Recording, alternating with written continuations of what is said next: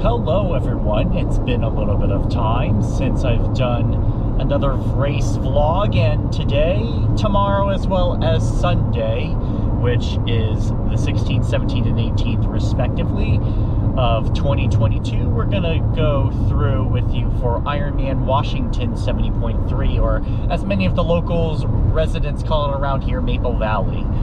I'm currently on my way over there. I'm running a little bit later than I expected because regular work has, of course, well, been regular work. But I'll take you along with me as I go and head down to Lake Wilderness Park. I'll talk a little bit along the way about some initial thoughts about going into this race, some of the preparation that I've done, and what are other factors and considerations and wild cards that are kind of going into this race that will be happening this Sunday. So without further ado, I'll get into it. I'm about still another half mile away, but I'm parked at Lake Wilderness Elementary. And for those that are not familiar with the race day, at least venue, you'll need to park in a lot that is a little bit further away from the Ironman Village and from from the elementary school. It's about at least 2/3 of a mile of a walk, so it is a good 10-15 minutes, and so I'm gonna make my way there. But again, for those not familiar, you basically go down on Whitty Road and you'll make a left at the pedestrian signs there, which is where there's going to be a cul-de-sac, and from the cul-de-sac, that is where you go and make that left turn, and then it's about another 1/3 of a mile from there till you hit the park. And so yeah, for a race morning, for those that are not familiar, yeah, there's going to be a long walk. There's no shuttle between the Lake Wilderness Elementary, but there are other lots that are a little bit further away that will have bus shuttles, school bus shuttles, that is. So you may see that on race morning when I go and film at a very wee early hour, but just wanted to give that a little bit tidbit there before you go out and start planning things out too much in terms of trying to find minimal walking. So it's good if you have a secondary bicycle to go and bike your way through. Here is the run trail. The run course will run along this trail. Out that way is to the finish, and we'll go back in for right now this is like 0.6 or 0.7 mile marker of that run. So there's a part of your run course, but I've already run it a lot, so I'm not going to need to run more, and I will walk my way over to the village. See you in a bit. Now I'm in transition, aka T1, T2. The village is kind of the same size, but the Ironman store is much bigger compared to last year, which is so much more of a relief, kind of, maybe. And inside, the registration area is also a little bit bigger compared to last year. They've reinforced the bags from last year, which is always nice. And for those that have not raced here before, you want to make sure that you go and pick up a good parking spot for you. So they go and hand out parking vouchers for when you go and park on race morning, which I will need to definitely have, and I'm going to be parking as close as I can to the venue, mainly because I want to go in and out. And now that I'm done with registration, bib number is 56. A little higher than I'd like, but whatever, it's a low enough number. I mean, hey, what the heck, it's a bib number. At least I know I'm racing, right? So now I'm just gonna, well, of course, do the typical swag, dump a lot of money, and then head over to Athletic Brewing here. They've got my favorite Downwinder, which is a great non-alcoholic beer. Enjoy myself a little bit, and then right now it's 3 p.m. then, so I'll try to be done here in about 20 minutes. Then I will do a brick run, or actually not really a brick run, but a really quick run. It'll be basically a run back to my car and then back to transition to attend the 4 p.m. athlete briefing. And then hopefully that'll get a quick 5K in. And then once I'm done with the briefing, then I'm gonna have to head to the pool as quick as I can And once I'm done with the pool workout, then I gotta go and meet with a client of mine with Dylan for coaching him for his swim as well as a little bit of run. And that's gonna basically be a really busy evening for me. And so I'll check back in a little bit once I'm done with a little bit of my excursion, and I'll show around with what the Ironman Village is about. All right, I've put a damage to my life savings, of course, when it comes to the Ironman store, so I'm done with that. Just to show the small exhibition area that we have here. We've got the Ironman Kids Run that's happening tomorrow, I think at 9 in the morning. Tri-Bike Transport is here for all of our out-of-state athletes or international athletes.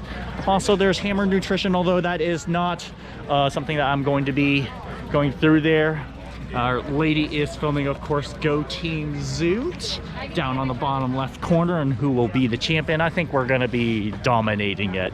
Yeah, I'm pretty sure Team Zoot is going to be right up there on the top of the list. Then got our Tri-Club Championships here. A lot of mugs. What does it take to get a mug? Well, I am part of Team Zoot, so. All right, so, and of course we got Play Try for the bike servicing, and I know that they do events nationally, so. Again, also a small village, but at least the Ironman store this year is a lot more packed compared to last year. And so I'm gonna take a trip to Athletic Brewing to see if I could get maybe 2 6-packs of Downwinder, because Downwinder, excuse me, I can't pronounce it. Downwinder is amazing stuff. So, gonna do my quick around here, and then I'm gonna do a pseudo deck change and get ready for my quick 5K run just to loosen out the legs, and be back here for the 4 p.m. athlete briefing that's going to go on behind me at the event stage, and check back when I go for this 5K. I'm back in my car, and you might be asking, well, what happened to that brick run? Well, as you could probably see in the surroundings here, it started pouring quite a bit, actually, right as I got back to my car after walking from the Ironman Village. So I said, you know what, I'm going to call an audible here and go and hit on home. And my appointment that originally got scheduled out a little bit later. The focal, or at least my client, asked me to go and push out. So I said, you know what, go home and go and chill for a little bit, which also means a little bit less of hassle as it comes to trying to cram everything in all at once, so I can spread things out a little bit more and actually do a little bit more quality, which I certainly will appreciate. And yeah, there were quite a few folks out there, and the vibe is definitely going. Just the Tri-Club Championships here with Ironman Washington 70.3. Let me go and make sure that I merge on correctly before I continue the bouting here. And again, it's going to be a little bit of a challenge getting to Maple Valley tomorrow morning, mainly because I-405, which is actually what I'm on right now, is going to be closed for a section of it heading down there. So I've got to take the I-5 route to get to State Route 169. So that may be the case also on race day in the morning. For those that don't know already, so I have now finished check-in. I am bib number 56. Those bib numbers won't be updated until probably the night before the race. But the news here is there will be a swim on Sunday, which I'm glad to hear about. The water has cleared up just enough to where I actually saw 2 swimmers out in the lake doing a little bit of a swim. So water temperature was 68 degrees, which is perfect for a sleeveless wetsuit. So I think it's probably going to drop maybe a degree tomorrow because of this rain, but it's going to be very comfortable, which I am absolutely looking forward to. So this is going to be a very fast swim. So I'm going to be going with my original plan. So I guess I'll talk a little about this plan right now. So the swim, I'm planning on holding around a 6 out of 10 effort maximum to go settle into a groove at the beginning. I'm hoping for a sub 30-minute swim, which I know I'm more than capable of doing. But I won't tell about actual times because I'll let my performance speak for the results. I have a time in mind, but it'll be right around anywhere between 26 and 30 minutes. Will be good. Have a very quick transition. That's going to be key for me going into for a race day. I've got to really work this transition and go quick, and then immediately consume the gel on the bike. And what is great about the Team Zoot suits is that they have pockets in the race suit, so I'm actually going to be swimming with the nutrition to speed up this transition time. There will be 2 gels on the bike that I'm planning. One is a backup and one is planned to make sure that I go in really quickly. It's going to be my electrolyte gel, at least my Cis electrolyte gel on the bike that I will take as soon as possibly that I can going onto the bike. The bike is going to be 23 miles downhill, if not flat. And for those that are that have viewed the bike preview video that I've set up, I'll put a link in the description. So the bike course, essentially, it's going to be the first 23 miles. It's flat. I've got to make sure I don't overbike it. Don't be too tempted to go and push out the wattage when you're going fast, because that has been a tendency for me. This is not crit style racing. This is not a track. Because once we hit the wall on 216th Street Southwest, that's a 9% climb for 3/4 of a mile. So, and that signals the beginning of all the hill climbing that will happen on this course. With that in mind, the goal is to maintain a steady power throughout the first 23 miles, and then once we hit the climbs, then we're going to be aggressive with these hills. I will need to make sure I am overloading a little bit on electrolyte over these next 2 days to make sure that I've got enough electrolyte going into the body, and so that I can execute as best as I can on the bike to make sure that I don't really have gastrointestinal issues when it comes to the run. Speaking of which, I predict now that it's raining, the run course may be a little bit wet, but it probably will dry out enough to where it's not going to really be much of a big issue. But again, we'll kind of see. It's going to be packed, but I hope that it will dry out enough for at least on Saturday, such that Sunday it'll be nice, or at least dry enough to where you'll be able to get more than plenty of grip. And so that is another wild card. Is the path going to be dry enough? But I don't think that's going to be a major concern, given that tomorrow is going to be sunny and dry, and so that should hopefully dry things up. But the bike course, continuing on here, it's going to be very punchy the rest of the way. I have a lot of plans in terms of what my mindset is going to be. If I can make it to mile 45 feeling really good, then I'll be aggressive. If I feel okay, then I'll make sure to just hold more or less steady so that I can go into the bike feeling as good as I can, knowing that I'm going to be hurting a little bit. Then the run is going to be pretty straightforward for me. It's the first 2 miles is nice and steady downhill, controlled effort. Miles 2 through 6, I've got to work it. This is where I've got to increase my cadence to be able to maintain the speed going up. And what I mean by going up is it is uphill, steady climb, about 1% grade, so it's really not significant, but it's about 150 feet of gain over 4 miles, so it's not nothing small, but it's nothing drastic either. And then miles 6 through 10 is downhill. Again, this is where I've got to be aggressive, but don't be too aggressive. And then from mile 11, there's going to be the steep punch, which I will walk that portion, and I recommend a lot of people walk that portion. You will go down it.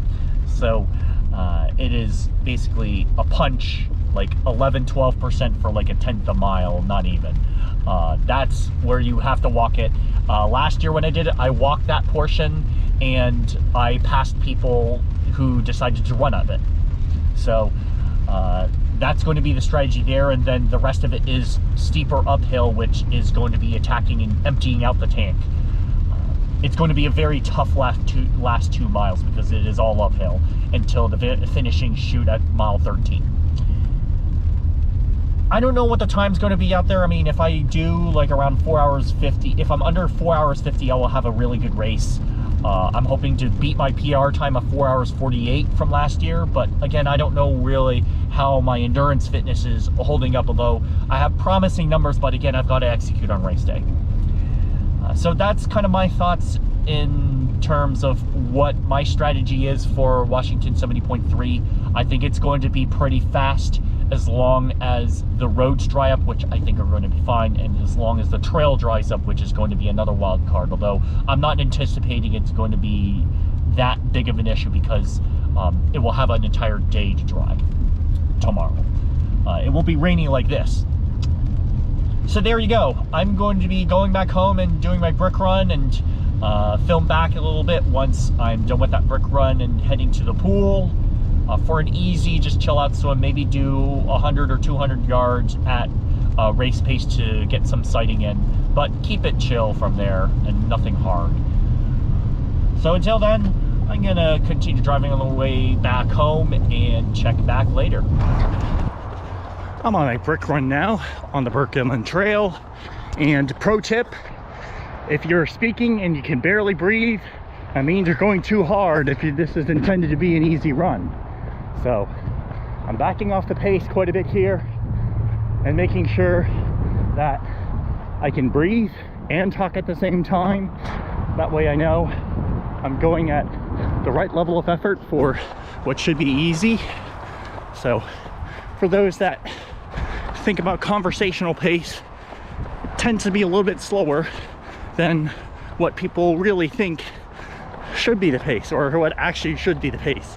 So I'm right now going right just under 9-minute miles at the minute. And again, the intention here is more or less to keep the legs loose, allow my lungs to go and breathe. And I've already done my little kick intervals to throttle a little bit on some parts to where the bridge is, which was behind me.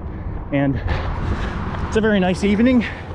See, as I'm going through here, and again, I'm just going to keep an easy pace and cruise on the way back home, then prepare for the swim and lessons, then dinner, then got to replace cleats, got to get the bike stickers ready, prepare the transition bag for my always prior to race day photo to make sure I've got everything, and then rest. So that's the rest of the agenda for the day, and I'll pretty much cut it off from here. So that's Friday for you, Friday the 16th. So if you like the videos here that I go and post, go and hit that subscribe button for me, hit the thumbs up as well, and of course leave a comment down below if you are racing Washington 70.3 this weekend. I know I've heard a lot of folks out there, at least today at the Expo, go and talk about how they like the videos, and some provided really good feedback for future videos. So again, greatly appreciate all the feedback, all the positive feedback, and of course, as always, hit that thumbs up and hit the bell notification if you haven't already. So until then, I'm gonna continue on my way down the Burke Gilman Trail and head back home, which is a little bit under 0.6 of a mile from here. And until the next video, which will be tomorrow, I'm checking out here. Yoshi out.